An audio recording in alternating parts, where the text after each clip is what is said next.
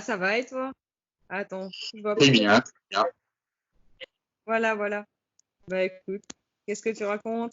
Comment ça se passe en Ben, France? moi, rien de spécial, à part que le président de la République français, il a parlé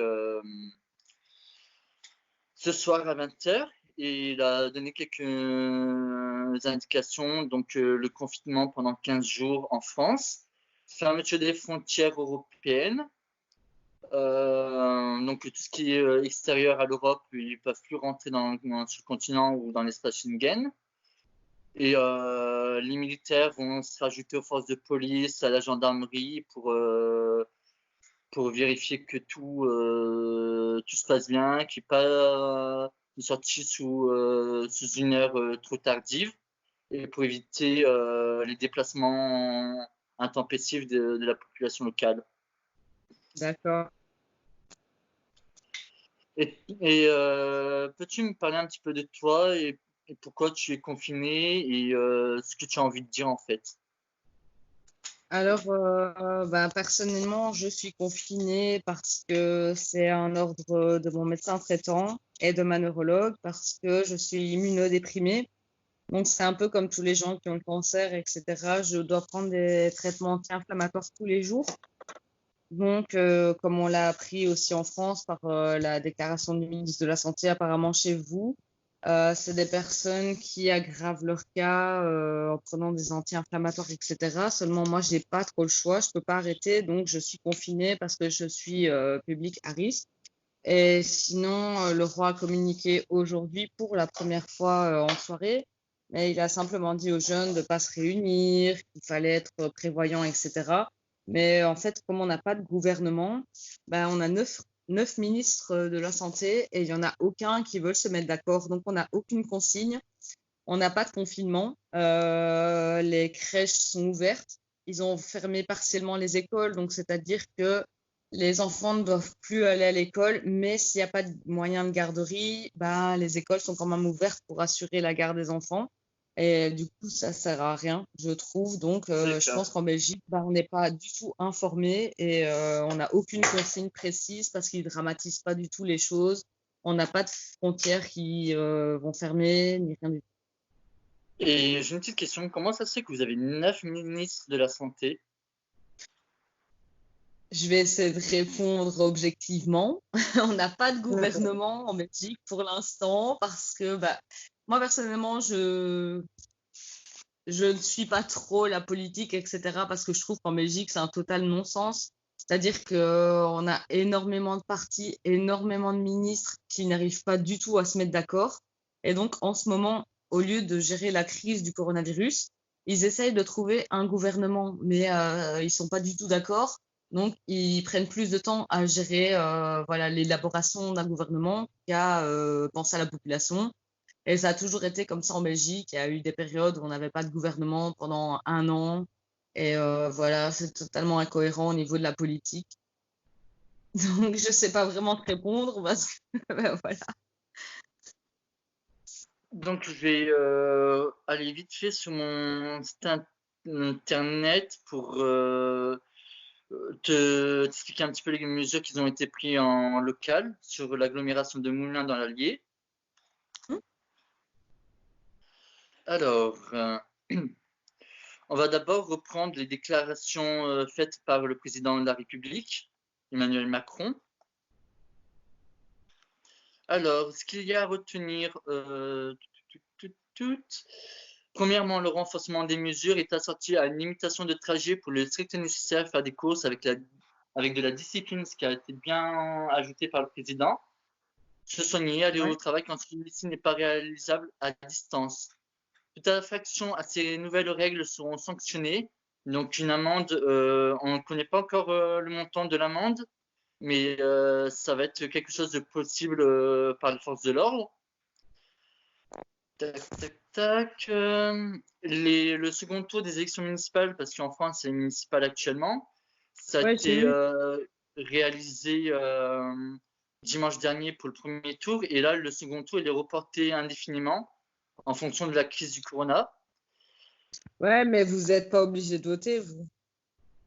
Oui, mais Mais je pense que c'est important de voter quoi qu'il en soit pour pas céder déjà à la panique. Parce que si on commence à ne pas faire des choses qui paraissent normales, on va tous se confiner chez soi, on va se couper du monde et je pense pas que ce soit non plus quelque chose de bon. Non, c'est sûr.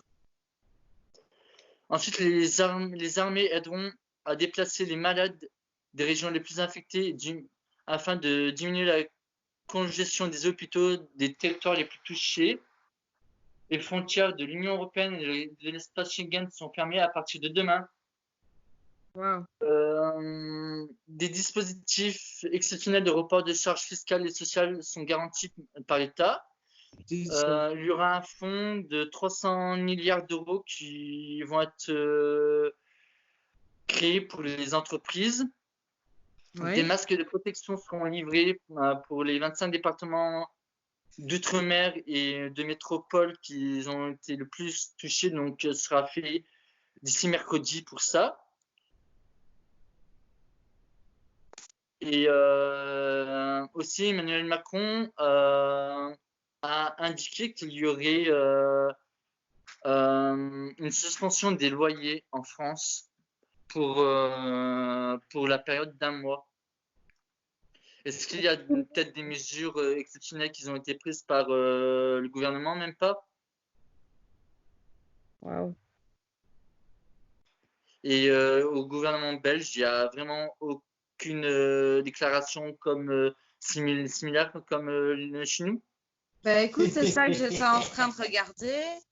En fait, fermer le week-end, juste tout ce qui est restaurant, bar, discothèque, rassemblement de personnes, etc. Maintenant, c'est ouvert quand même le week-end. Genre, les supermarchés sont ouverts toute la semaine, les pharmacies aussi et le week-end. Maintenant, tout ce qui est fleuriste, magasins de vêtements, de sport, etc. sont définitivement fermés, même la semaine, genre les décathlons, etc.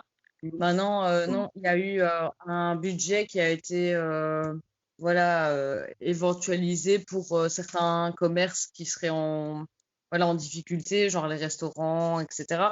Maintenant, non, il y a les écoles, comme je t'ai dit tantôt, qui sont partiellement ouvertes, les crèches pas fermées, tout ce qui est milieu hospitalier, policier, les services publics de premier secours ne sont pas du tout aidés ni compensés par quoi que ce soit. Ils peuvent pas faire garder leurs enfants.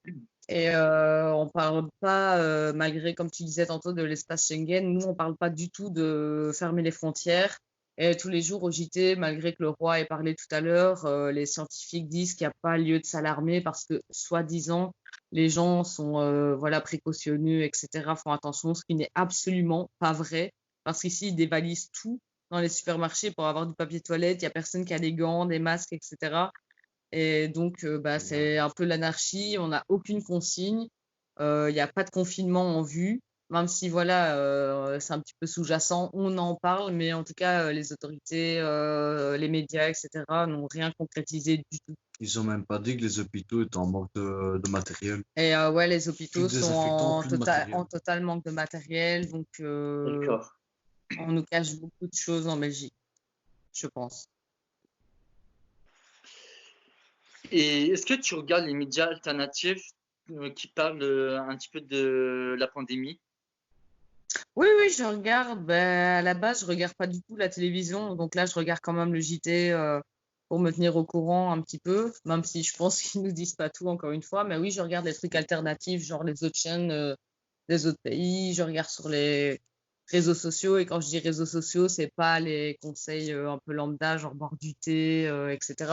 Mais oui, je vois que dans plein de pays, ils ont fermé les frontières depuis longtemps. Je me tiens beaucoup au courant en Italie qui nous mettent beaucoup en garde ben voilà, de prévoir plutôt que de guérir, prévenir plutôt que de guérir et de se cloîtrer, etc. Maintenant, ici, personne ne le fait, personne ne prend ça au sérieux. Tout le monde dit c'est une petite grippe, etc. Maintenant, pour les personnes, voilà, comme je disais tantôt, un peu immunodéprimées, les vieilles personnes, les personnes qui ont le cancer, qui ont le sida, etc., bah, il n'y a aucune considération. Personne ne pense à eux et du coup, personne ne fait attention du tout en Belgique. Du tout, du tout. Est-ce que tu penses que l'Union européenne devrait faire quelque chose pour débloquer des fonds pour des organismes de soins à travers le continent? Ouais, je pense qu'ils devraient tous se réunir pour qu'il y ait des règles fixes pour chaque pays. Je pense qu'il y a déjà longtemps que tout le monde aurait dû fermer les frontières et développer ouais, des fonds pour les gens, genre les hôpitaux, etc., leur réserver les masques, les trucs appropriés, ouais, totalement. Précédemment, tu me disais que les hôpitaux étaient vraiment en manque de matériel. Est-ce que tu as des sources en Belgique qui disent cela? Oui, oui, j'ai des sources en Belgique qui disent ça parce que, bah, comme je te disais, vu que moi je suis immunodéprimée, bah, tout ce qui est Hmm. neurologue, médecin, ils ont suspendu tout ce qui était consultation. En fait, en Belgique, tu peux plus rendre visite à personne. Tu peux juste aller en pédiatrie et en maternité à un parent à la fois. Mais oui, ils ont avoué, enfin, voilà, de bouche à oreille, je vais dire, c'est pas officiel, mais oui, ils ont dit qu'il Oui. manquait de masques, ils n'ont pas de combinaison, ils n'ont pas le matériel adéquat. Il y a, je pense, beaucoup plus de cas que ce qu'on veut bien nous dire. Parce qu'en Belgique, soi-disant, il n'y a que 5 cas de mort. Et on nous dit que c'est des personnes âgées, mais j'y crois pas une seconde. Et voilà, d'après les médecins que j'ai croisés à l'hôpital, c'est pas tellement vrai. Ils nous ont conseillé d'être vigilants qu'il y avait beaucoup plus de morts que ce qu'on nous dit. Donc oui, je pense que oui. Et toi, si en vue de ta situation, en vue de ce que tu sais, quels seraient les 3 conseils que tu donnerais à la population européenne pour éviter toute situation aberrante ou de problème avec le Covid-19?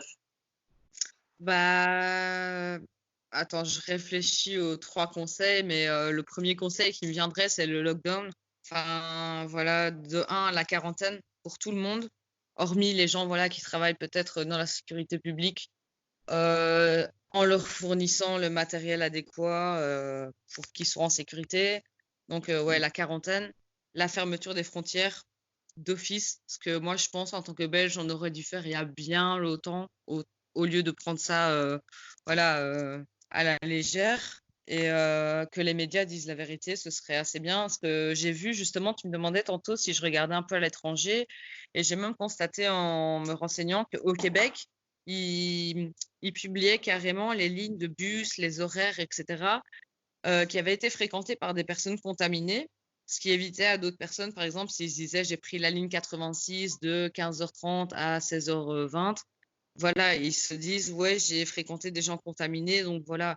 Je suis pas pour la divulgation de l'identité des personnes malades, au contraire, Ah, mais mais une bien sûr. information claire et limpide, ce qu'on n'a pas du tout ici. Donc je dirais ouais, la transparence des médias, la fermeture des frontières et le lockdown, quarantaine. Je pense que ce serait très très bien pour éviter une propagation, quoi.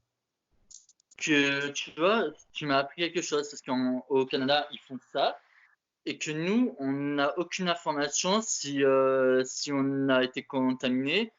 On va pas nous sortir la liste des transports en commun, des lieux qu'on a été visités, et on va pas nous dire si on a croisé quelqu'un qui était contaminé par Covid-19. Bah non, parce qu'ils disent que c'est par protection, voilà, de l'identité des personnes. Parce que c'est vrai qu'en Belgique, on a eu des cas dans des écoles où il y avait eu des élèves infectés qui se sont fait harceler, insulter, voilà, parce qu'ils étaient malades. Bon, on connaît un peu l'histoire du harcèlement, etc. Maintenant, je trouve Oui. que oui, ça manque de transparence. On ne demande pas l'identité des gens, mais au moins comme au Québec, quand ils disent que bah voilà, vous avez peut-être été en contact avec une personne infectée, je trouve que c'est quand même assez judicieux et assez sympa de voilà communiquer pour que les gens soient au courant, quoi. Et je pense que ça devrait être un conseil qu'on devrait appliquer ici, un peu plus de transparence, quoi. D'accord. Eh bien, je te remercie de tes réponses. Pas de souci.